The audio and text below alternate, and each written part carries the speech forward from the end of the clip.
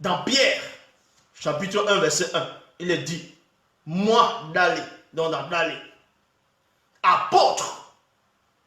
Écoutez attentivement maintenant la révélation. Est-ce qu'il y a encore des apôtres? Je dis non. À l'heure actuelle, il n'y a plus d'apôtres. Pour le moment, il n'y a pas d'apôtres. Il n'y a pas de pasteur. Il n'y a pas de prêtre. Il n'y a pas d'enseignant. Il n'y a pas de révérend. Il n'y a pas de... Bref, tous les titres que vous donnez là, c'est des faux titres. Il n'y a personne à part celui qui est en face de vous. Celui qui est en face de vous est l'apôtre, c'est-à-dire est le ministre majeur. Il est là, en face de vous. Il est pasteur, il est enseignant, il a toutes les fonctions. Celui qui est en face de vous. Maintenant, quand vous lisez dans Pierre, donc, dans le chapitre 1, verset 1, il est dit, moi d'aller, apôtre de Jokisabé et du deuxième. Vous voyez? Donc, quand on nomme les apôtres, vous pensez qui nomme les apôtres? Vous pensez que qui a nommé les gens comme, on va dire, les Boussi, les Bel, Dina, c'est-à-dire les Samuel, tout ça là, les Jérémie, Ézéchiel, tous ces grands patriarches, tous ces prophètes qui ont marqué le temps, leur époque, hein, qui ont transcendé les consciences. Vous pensez qui les a nommés spirituellement? Qui les a nommés spirituellement? Qui les a nommés spirituellement? Donc, vous comprenez par là que beaucoup de gens sont simplement dans la confusion. Les gens sont juste victimes des fausses traductions, de la négation, de l'anti-vérité, du mensonge. Dans la Bible, comme je dis, il n'y a plus d'apôtres. Il n'y a pas de pasteur. Quand on veut dire qu'il y a un dernier prophète, il n'y a pas de dernier prophète. Tous ces gens qui vous racontent des choses, ce sont des menteurs. Est-ce que vous comprenez? Tous ces gens qui vous racontent des choses sont tout simplement des menteurs. C'est le mensonge. Tous ceux qui se disent pasteurs, révérends, bishop, dans les églises ou peu importe, quelqu'un vient vous annoncer une nouvelle, vient vous parler, n'acceptez pas. Parce qu'on ne les a point envoyés. On ne les a point envoyés. Donc, c'est ce que je disais tantôt, on va lire dans Essombé chapitre 16, comme je lis dans Essombé chapitre 16, versets 8 à 9. Déjà vous êtes rassasiés, déjà vous êtes riches avec moi et les autres apôtres. Vous avez commencé à régner. Car après moi, voilà, je vais relire dans Essombé chapitre 16. Parce que Satan ne voulait pas que je lise ce passage-là. Satan, vous avez vu un moment comme ça, il a voulu.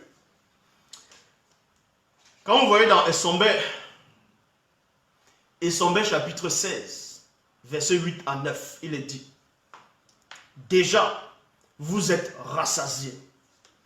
Déjà, vous êtes riches avec moi et les autres apôtres, c'est-à-dire majeurs.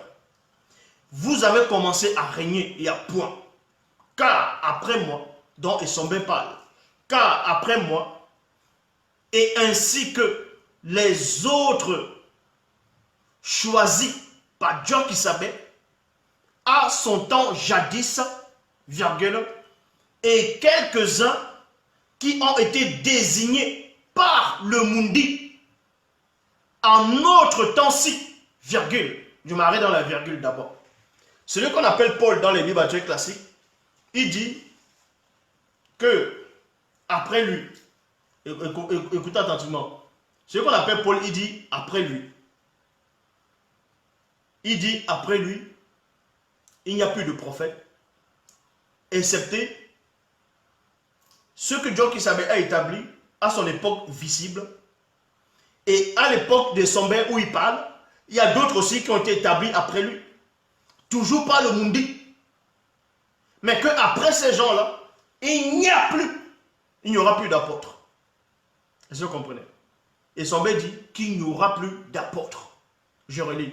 Déjà, vous êtes rassasiés. Déjà, vous êtes riches avec moi. Et les autres apôtres. Il y a virgule. Vous avez commencé à régner. Il y a point.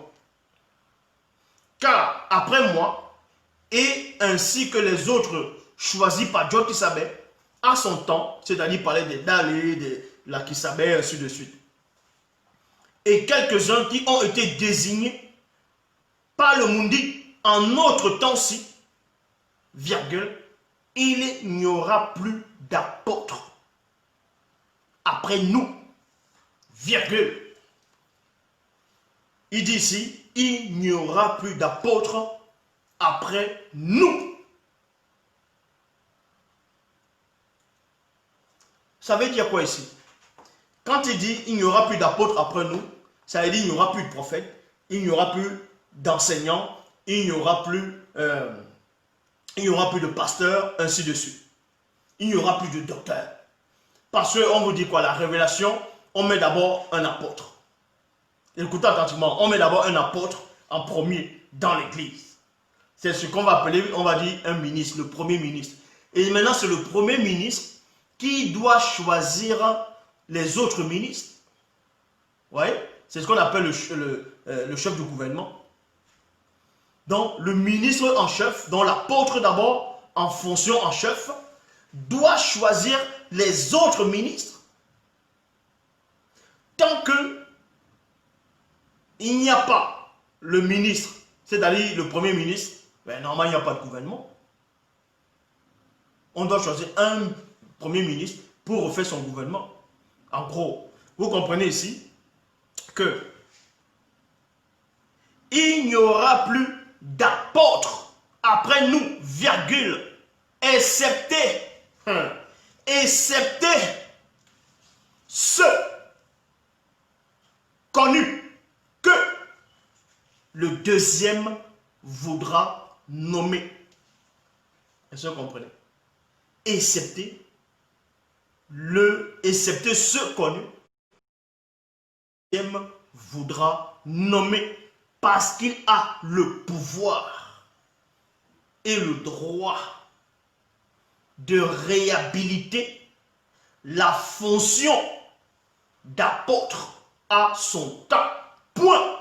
Et d'aller dans la révélation, dans Pierre, chapitre 1, verset 1, moi, d'aller, virgule, apôtre de Dieu qui savait et du deuxième. Donc, vous comprenez par là que si ce n'est pas Dieu qui savait, c'est le deuxième qui établit. Et les deux établissent en même temps. Ça veut dire quoi?